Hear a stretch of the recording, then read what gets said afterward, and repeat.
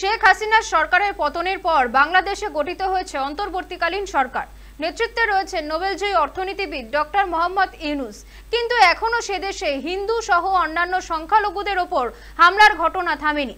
এবার এই হামলার প্রতিবাদে ঢাকা, চিটাগংয়ের মতো একাধিক জায়গায় পথে নামেন হাজার হাজার হিন্দু। এই পরিস্থিতিতে হামলাকারীদের কড়া বার্তা দিয়েছেন বাংলাদেশের অন্তর্বর্তী সরকারের প্রধান উপদেষ্টা ইউনূস। বাংলাদেশে হাসিনা সরকারের পতনের পর সেদেশে হিন্দু সহ অন্যান্য সংখ্যালঘুদের ওপর হামলার অভিযোগ প্রকাশ্যে আসে। পদত্যাগ করে শেখ হাসিনা দেশ ছাড়ার পরে বিরোধীদের বিজয়োল্লাস হিংসাত্মক রূপ নিয়েছে। বিশেষ করে হিন্দুদের বাড়ি সম্পত্তিতে হামলা চালানো হচ্ছে। ছাড় পাচ্ছেন না উপাসনালয়গুলিও। বহু হিন্দু মন্দির ধ্বংস করে দেওয়ার অভিযোগ উঠেছে। প্রাণ সংশয়ের আতঙ্ক তাড়া করে বেড়াচ্ছে হিন্দুদের, যা নিয়ে উদ্বেগ প্রকাশ করেছে রাষ্ট্রসংঘ। এই হামলার প্রতিবাদে ঢাকা, চিটাগাংয়ের মতো একাধিক জায়গায় পথে নামে হাজার হাজার হিন্দু। এই পরিস্থিতিতে হামলাকারীদের কড়া বার্তা দিয়েছেন অন্তর্বর্তীকালীন সরকারের প্রধান উপদেষ্টা ইউনূস। গত কয়েকদিন ধরে বাংলাদেশের রাজধানী ঢাকা সহ চিটাগাংয়ের মতো বড় বড় শহরে বিক্ষোভ দেখাচ্ছেন সকলে। শনিবার চিটাগাংয়ের ঐতিহাসিক চেরাগি পাহাড় চত্বরে লক্ষ লক্ষ মানুষ বিক্ষোভ কর্মসূচিতে অংশগ্রহণ করেছিলেন। এর জেরে প্রায় 3 ঘন্টা যান চলাচল স্তব্ধ হয়ে যায় সেই অঞ্চলে। এই পরিস্থিতিতে হিন্দু সহ অন্যান্য সংখ্যালঘুদের ওপর হামলার তীব্র নিন্দা করেন ইউনূস। বাংলাদেশের প্রধান উপদেষ্টা বলেন, সংখ্যালঘু সম্প্রদায়ের উপর হামলা খুবই জঘন্য কাজ। তারা সকলেই আমার ভাই।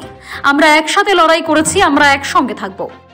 হিন্দুদের আক্রমণ করতেছে, বৌদ্ধদের আক্রমণ করতেছে, সংখ্যালঘু কয়জন আছে রে ভাই? কি জন্য তাদের নিয়ে টানাটানি করতেছে? এটা কি দেশের মানুষ না? তোমরা যেন দেশই রক্ষা করতে পারছো, কয়েকটা পরিবার রক্ষা করতে পারবে না? কষ্ট লাগে। সেও তোমাদের সঙ্গে ছিল, তার ছেলে তোমার সঙ্গে ছিল, কিন্তু বাড়ি গিয়ে দেখে যে তার লুটপাটওয়ালারা করতেছে এগুলা।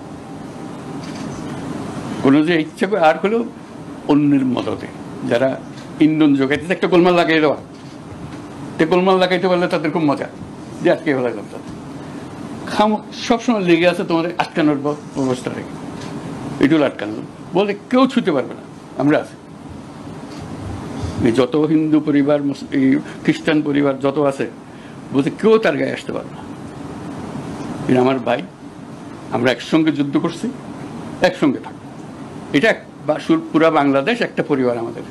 এর চেয়ে সুন্দর পরিবার আর নাই পৃথিবীতে। পৃথিবীতে বহু দেশ আছে, এত সুন্দর পরিবারের আর নাই। এক ভাষা, এক জিনিস, এক কথা। তুমি যে দেশে যাও, এইখানে একরকম, এখানে আরেকরকম, বহু রকমের প্যাচপাচ। আমাদের কোনো প্যাচপাচ নেই। এত সুন্দর একটা দেশ। হিন্দুদের উপর হামলা নিয়ে অন্তর্বর্তীকালীন সরকারের দ্রুত পদক্ষেপ চেয়েছে রাষ্ট্রসংঘ। উদ্বেগ প্রকাশ করেছে ভারত, আমেরিকা, কানাডার মতো দেশ। এদিকে বাংলাদেশের সংখ্যালঘু এবং ভারতীয়দের সুরক্ষায় বিশেষ কমিটি গড়েছে ভারত সরকার। এই কমিটি ভারতীয় এবং হিন্দু সহ অন্য সংখ্যালঘুদের সুরক্ষা নিশ্চিত করবে। কমিটির নেতৃত্ব দেবেন বিএসএফ এর ইস্টার্ন কমান্ডের এডিজি। এছাড়াও কমিটিতে রয়েছেন সীমান্তরক্ষী বাহিনী, দক্ষিণবঙ্গের আইজি, ত্রিপুরার বিএসএফ এর আইজি, পরিকল্পনা উন্নয়ন দফতরের প্রতিনিধি, ভারতের স্থলবন্দর সচিব প্রমুখ। যদিও এই আশ্বাসের পরেও আতঙ্কে বাংলাদেশ ছাড়তে চাইছেন অধিকাংশ সংখ্যালঘু পরিবার।